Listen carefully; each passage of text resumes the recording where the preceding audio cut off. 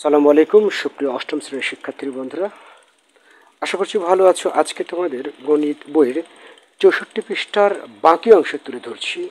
বাকি অংশ বোঝাতে আমি বলছি, তোমরা লক্ষ্য করছো যে স্ক্রিনে এখানকার এই 1 নম্বর অঙ্কটা গত দিনে করে দিয়েছিলাম এবং এই যে ঘনের উৎপাদক ডিমের খাঁচা সাজিয়ে রাখি, এখানে যে একটা প্রশ্ন করেছিল যে 1 ফুট আর 6 ইঞ্চি এই আকারের কতগুলো বক্স রাখতে পারবে, এটা গতকাল করে দিয়েছি। আজকে 2 নম্বরের কাজটা করে দিব। একক কাজের 2 নম্বরটা ক এবং খ নং প্রশ্ন আছে। তো স্ক্রিনে লক্ষ্য করছো যে 2 নম্বর লেখা আছে, জামাল চাচার ডিমের বক্সগুলোর আকার এত এত এত হলে তিনি কি তার ডিমের খাঁচাটি পূর্ণ করে রাখতে পারবেন? যদি খাঁচাটি পূর্ণ করে রাখতে পারে, আচ্ছা যাই হোক, এই প্রশ্নের উত্তর তোমরা বোর্ডে লক্ষ্য করছো, আমি একবারে উঠিয়ে নিয়েছি যাতে তোমাদের সুবিধা হয়। ওকে, আমি আবার বুঝিয়ে দিচ্ছি। জামাল চাচার ডিমের বক্সগুলোর আকার এত, যা এত এর উৎপাদক নয়, তাই না? অর্থাৎ এই যে তোমার 1 ইঞ্চি 1 ফুট আর 5 ইঞ্চি, তো এখানে ফুট আছে, এটা যেহেতু ফুটের চিহ্ন দিয়ে দিয়েছে, তো 3 ফুট মানে 3×32 = 36 ইঞ্চি।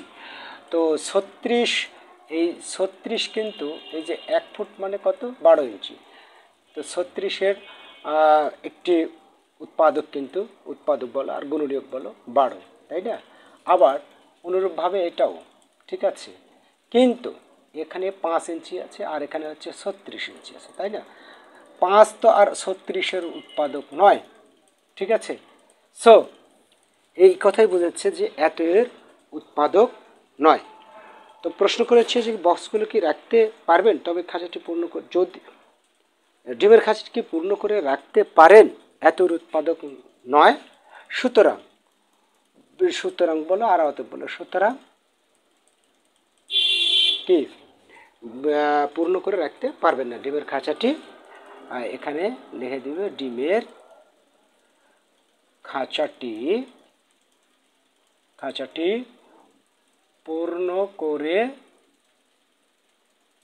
রাখতে পারেন না বা পারবেন না, তাই না? পারবেন না। কলমের কালিটাও একটু শেষ হয়ে গেছে, যাই হোক। এর পরবর্তীতে বলেছে যে ক নম্বরে, যদি খাঁচাটি পূর্ণ করে যদি খাঁচাটি পূর্ণ করে রাখতে পারেন, তবে খাঁচাটি পূর্ণ করে কতগুলো বক্স রাখতে পারবেন। আসলে বিষয়টা হলো, খাঁচাটি তো পূর্ণ করে রাখতেই পারছেন না, সো আমি লিখেছি না, জামাল চাচা খাঁচাটি পূর্ণ করে রাখতে পারবেন না, অর্থাৎ পারেন না। খ নম্বরে বলেছি, যদি খাঁচাটি পূর্ণ করে রাখতে না পারেন তবে কারণ কি, আর খাঁচাটির কত অংশ খালি থাকবে। হ্যাঁ, খাঁচাটির কত অংশ খালি থাকবে সেটা আমরা বের করব। তবে না পারার কারণ কি, তো আমি লিখেছি, দেখো লিখেছি যে খাঁচাটি পূর্ণ করে রাখতে পারেন না, কারণ খাঁচাটি পূর্ণ করে রাখতে হলে ডিমের বক্সের আকার এই এত আকারের উৎপাদক হতে হবে, ঠিক আছে? যদি এই আকারের উৎপাদক হতো, তাহলে জামাল চাচা এই আকারের ডিমের বক্স রাখতে পারেন, ঠিক আছে? মানে বক্সের আকার এত আকারের উৎপাদক হতে হবে, ঠিক আছে? এটাই এই পর্যন্ত। এখন ওখানে বলেছে যে কত অংশ খালি থাকে, ডিমের খাঁচার কত অংশ খালি থাকে যদি এই আকারের ডিমের বক্স সাজানো হয়। তো আমরা আগে দেখে নিই যে এই আকারের কতগুলো ডিমের বক্স ওই খাঁচাটিতে রাখা যাবে, ঠিক আছে? এই আকারের কতগুলো বক্স রাখা যাবে। তো আমি লিখেছি যে জামাল চাচা এই এত আকারের ডিমের বক্স রাখতে পারবেন, এই যে এত ভাগ এত, যেটা আমি আগের ভিডিওতে দেখেছি, এই ভাগগুলো কীভাবে করিয়েছি, এবং এই ভিডিওর ডিসক্রিপশনে লিঙ্ক দেওয়া আছে, প্রয়োজনে তোমরা আগের অঙ্কগুলো খুব সহজেই দেখে নিতে পারো। অবশ্যই গ্যারান্টি সহকারে দিচ্ছি, এর আগের অঙ্কটা যদি বুঝে তাহলে এইটুকু বুঝবে। যাই হোক, আমরা এমনিতেই সাধারণত বুঝি যে কতগুলো ডিম রাখতে পারবো, এটা দ্বারা এটাকে ভাগ করলেই হয়ে যাবে।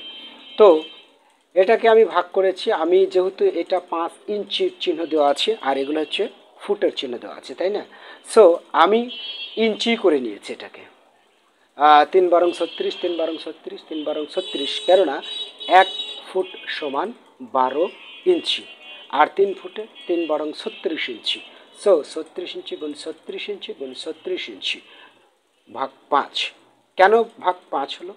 কেননা আমি ইঞ্চি করে নিয়েছি, আর এগুলোকে আমি ইঞ্চি করে নিলে, সরি এখানে একটু ভুলই হয়ে গেছে, তাই না? 12 × 5, তাই না?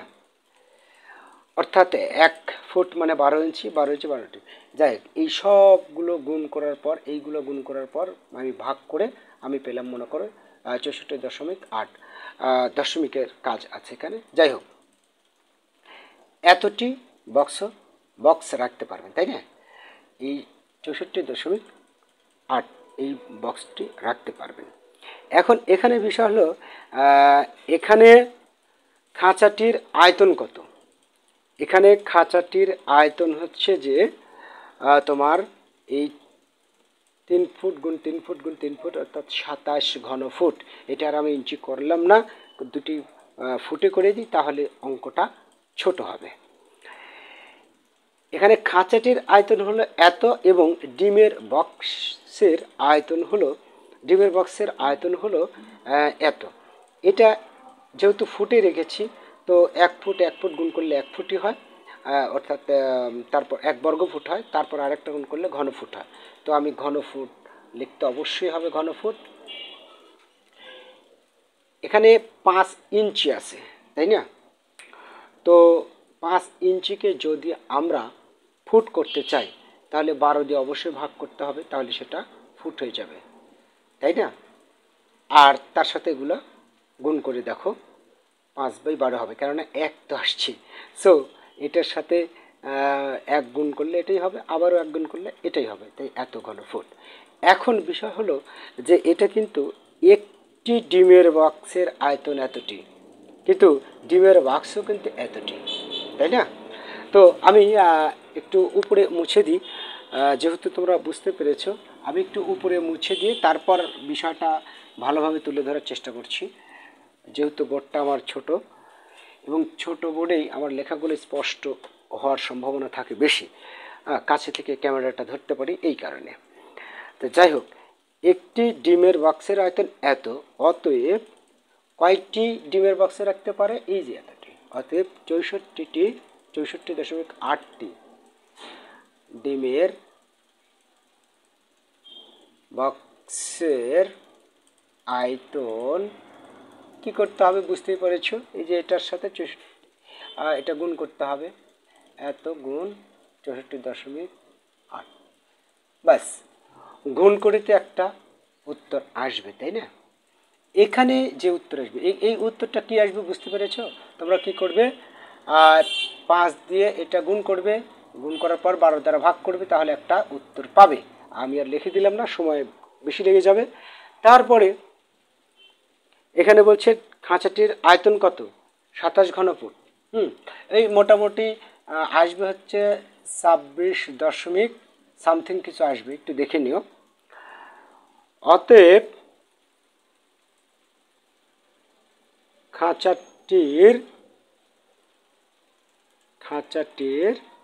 এই যে 27 বিয়োগ, যেহেতু খাঁচাটির আয়তন বের হলো 27 ঘন ফুট, আর এখানে 26 দশমিক সামথিং আসবে এত ঘন ফুট।